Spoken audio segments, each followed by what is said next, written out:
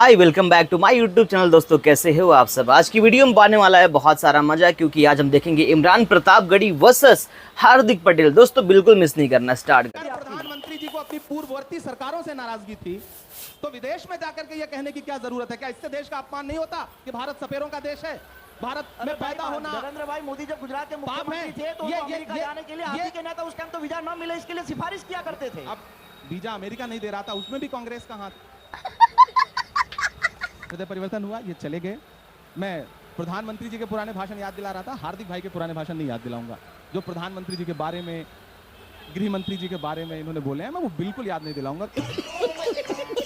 दोस्तों एक टाइम पर कांग्रेस पार्टी के दफ्तर में झाड़ू लगाने वाला हार्दिक पटेल पीएम मोदी और भाजपा को रात दिन कोसता था। फिर अचानक एक दिन इसका हृदय परिवर्तन होता है और नंगे पांव भागे भागे भाजपा कार्यालय पहुंचता है और जाकर भाजपा ज्वाइन कर लेता है और अब यह कांग्रेस पार्टी को कोसता रहता है। यह दलबदलू हार्दिक पटेल एक डिबेट में कांग्रेस पार्टी के फायर ब्रांड नेता और लोकप्रिय शायर इमरान प्रतापगढ़ी के साथ डिबेट में मिल जाता है। जहां इमरान प्रतापगढ़ी ने धोना शुरू किया तो बेचारा मेमियाने लगा। देखिए पूरी डिबेट और इस पर अपनी राय जरूर लिखिए। चलिए शुरू करते हैं। पिक्चर चालू करो बे। बहुत महत्वपूर्ण बात इन्होंने कही कि देश के बाहर जा करके देश के बारे में कुछ बुरा नहीं कहना चाहिए। बहुत अच्छी बात है। मेरा ख्याल है कि एक बार हार्दिक भाई को प्रधानमंत्री जी का प्रधानमंत्री रहते हुए शंघाई में, कैलिफोर्निया में, अमेरिका में, दोहा में तमाम उनके पुराने भाषण सुनने चाहिए, जिसमें वो कह रहे हैं कि भारत सपेरों का देश है, हिंदुस्तान में पैदा होना पाप है। ये किसके भाषण है? ये प्रधानमंत्री जी के भाषण। अरे बाप रे, ये तो धोती खोल रहा है। राहुल गांधी जी ने क्या कहा? आपके पास अगर ऐसा कोई भाषण है तो उनको सुनाना चाहिए। बिल्कुल अभी आपको आप सुनाइए जरूर। पूरा भरा पड़ा है, मैं आपको सुना दूंगा। भरा पड़ा नहीं, आपका तो दिखाई देता है, दिखाइए ना। अगर देश के प्रधानमंत्री नरेंद्र भाई मोदी, इमरान भाई, आप हमारे दोस्त हैं, आपको सुनाना चाहिए। लगता है तुम गू खा के ही मानोगे। चलो भाई देखो अब मैं क्या करता हूँ। हाँ,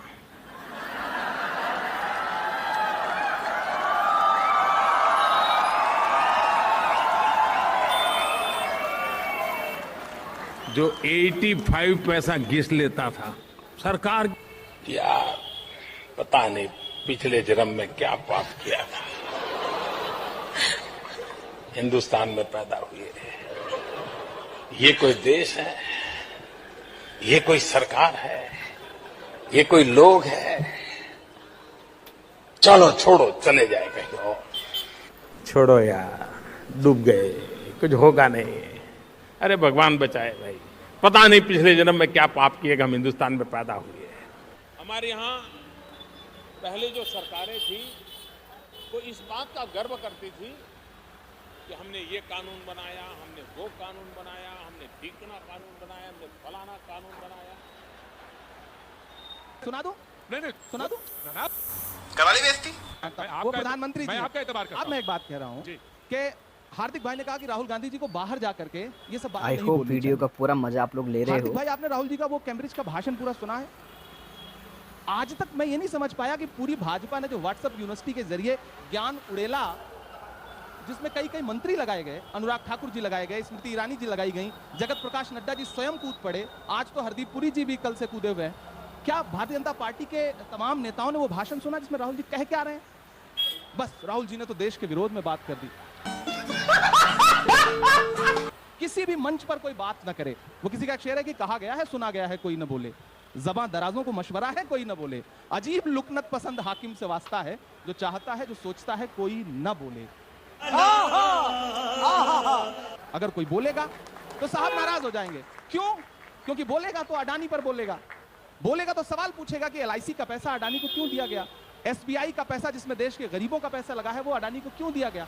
तो साहब चाहते हैं कि कोई बोले ना, बाहर जाकर के कोई ना बोले, सदन भी ना चले, सदन में भी ना बोले। संसद का पूरा सत्र एक अडानी को बचाने के लिए कुर्बान किया जा रहा है। प्रतीक भाई, आप मुझसे सवाल पूछ रहे हैं, इसी तरह से आप भाजपा के नेता से भी पूछिए कि कैम्ब्रिज यूनिवर्सिटी का पूरा भाषण सुना? आपने पूछा? मैंने सुना। तो क्या कहा है उन्होंने, जरा वो बताइए क्या कहा है राहुल गांधी जी? उन्होंने कहा कि मेरा फोन भी टैप कर दिया गया। उन्होंने क्या कहा?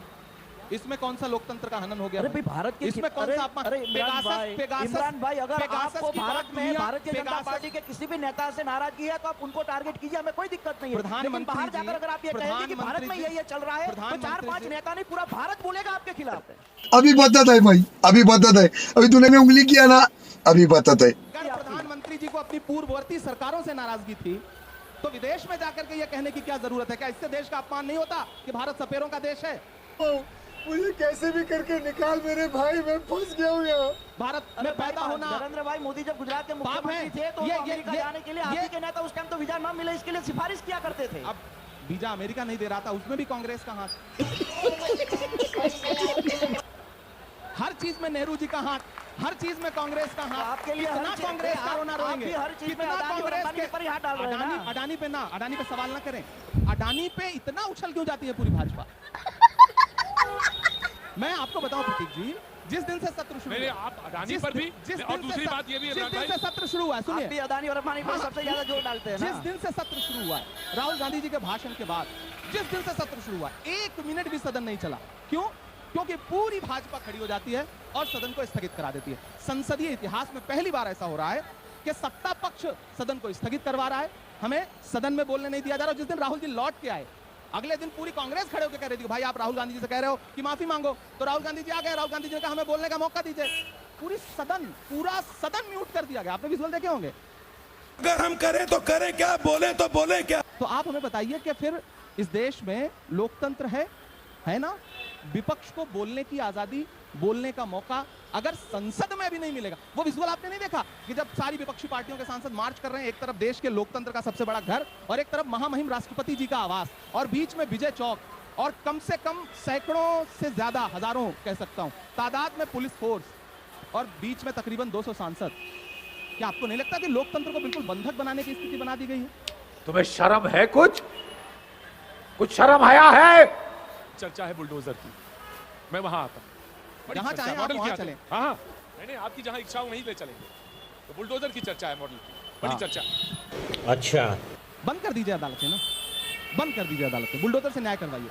देश के हर राज्य में अदालत का कोई काम नहीं। आपको लगता है कि प्रतीक गलत है, प्रतीक का घर गिरा दीजिए।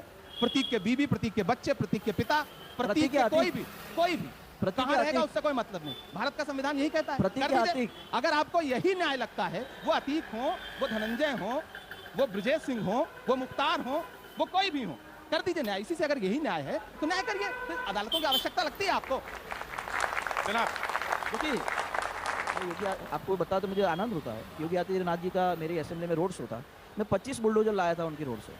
अगर जहां सही जगह होगी वहां बुलडोजर चलेंगे और जिनको नाराजगी है वो टीवी में आके बोल सकते हैं। कैसा?